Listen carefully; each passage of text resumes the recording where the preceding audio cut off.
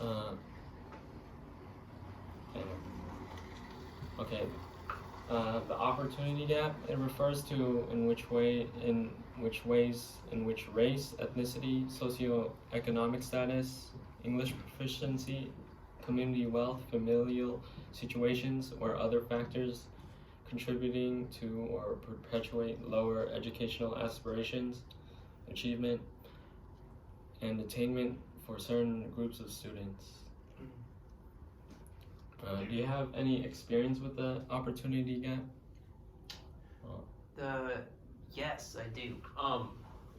So I would say I have experience with that both as a student myself, but then also as an instructor. As a student, I went to school in a community, Lancaster, which is in the Antelope Valley, where a high percentage of the students in my graduating class actually didn't graduate, and only a small percentage of us went to college. And a lot of that was because it was a public high school in a community where college wasn't necessarily a sort of high priority for the districts there, and so there were sort of less resources available for us if we were interested in going to school, and less volunteering resources, less really anything that would give us access to, applying to and getting into maybe slightly higher ranked colleges in the country. So that was one aspect of that, and also being first generation, meaning that neither my parents or my grandparents have ever been to college, so there's some sort of lack of knowledge.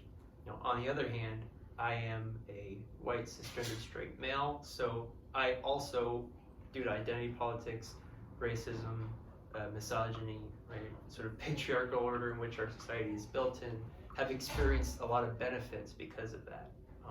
So I can say I've experienced maybe on both sides, if you want the argument. And then as an instructor, same thing. I've really tried to base a lot of my career whenever possible in working in schools, working in programs that try to help close an opportunity gap. So I created my own writing workshops when I was a grad student in Santa Barbara to try to impact lower income students who can't afford college essay workshops, right? Because that is such a sort of, how would you call that?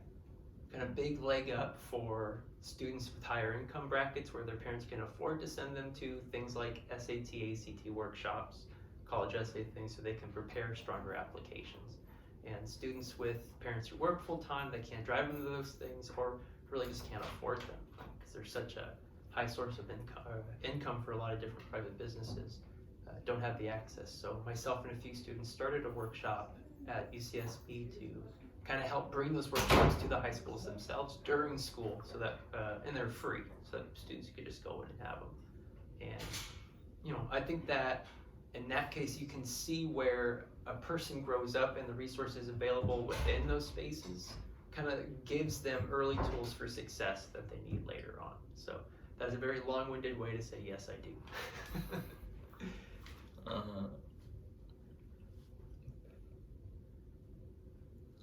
You kind of went over the second question of how do you feel about some people having fewer chances depending on their family a little. You kind of...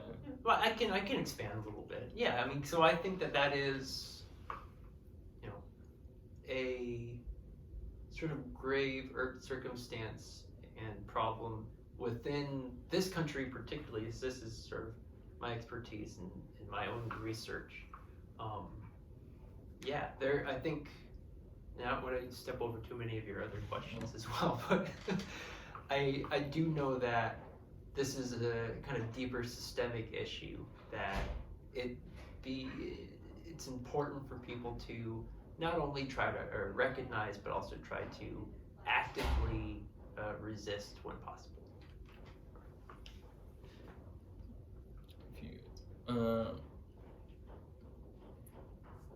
This question was kind of formed, or my next question was kind of formed for like argumentative topic, or like a philosophical answer. Is it fair that people's chances of succeeding depend partially on birth? Yeah, that's a good question. I mean, from like a teacher's standpoint, I could see having a good discussion from that question.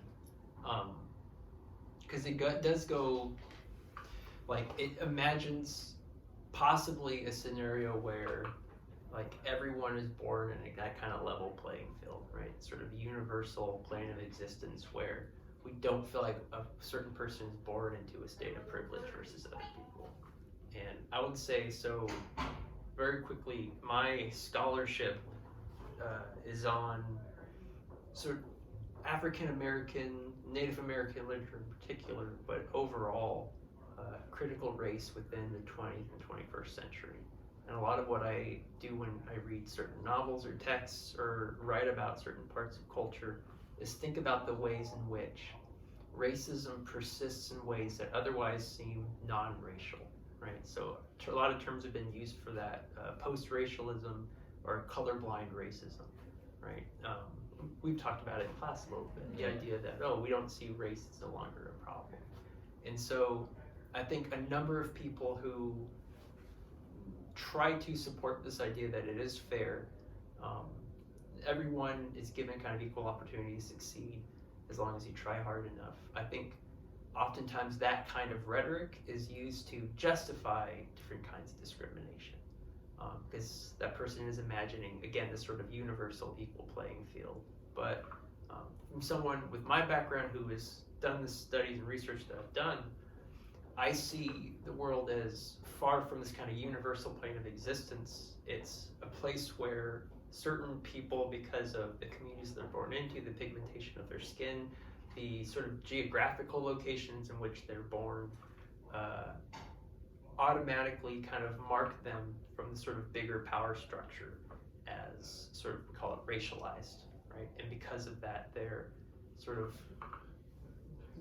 certain access to certain kinds of amenities, opportunities like you're talking about, are removed from them, oftentimes systematically, right? Meaning sort of built into the pie of the country's legislation. So I don't think it's fair, and most of my career has been based to kind of help combat that unfairness. You kind of went over my next question. What policies do you think could help level the playing field? You were talking about like making free workshops to help other students or less. Yeah, and it's funny because I feel like in my English 1A classes that my interviewer is in, we talk about some of those things, right? Affirmative action or whatnot. I do think though that part of that needs to be a sort of larger push for different kinds of resources. And I mean, there's other kind of policies that are maybe a little bit more controversial, like wealth taxes, right? And trying to make that income gap in particular slightly smaller. And yeah, I think, I've been trained from other professors and scholars that come from activist backgrounds, and part of that sort of activist mindset is to, rather than waiting for that change to happen, to find ways to try to help animate the change that you're also studying. And so exactly what you mentioned, for me, in part that was going out and trying to start workshops that I felt matched the kind of change that I was studying and writing about. And I think that, from a university level at least, more of that kind of push, not just from professors, but from students. I mean, you guys are really bright, and San Jose State students in particular, I find to be oftentimes working through that same sort of opportunity gap, but working their butts off, right, to get an education and to do well in school, working full-time jobs, having to pay for some of their tuition on their own, having to live in certain places that they can't afford. And I think that it behooves us as instructors, but also as a community, to build more of those opportunities together, because I think that is a great, at least, start in a lot of ways for sustainable change. We can also work towards sort of organizing together to help impact legislation, if that's something that you are into, which I think a lot of people might be. So I think there's different ways to approach it. And by the way, I'm doing the exact same thing I tell my students not to do, which is get to my thesis at the end of my answer rather than the beginning. But there we go. And based on the other question, No, I don't think that it's fair already, but I do think that there's change we can help do to kind of help make that gap a little bit smaller. I think that's all for today's interview. Yeah. Perfect. Well, thank you very much. Well, thank you. Thank you. Well,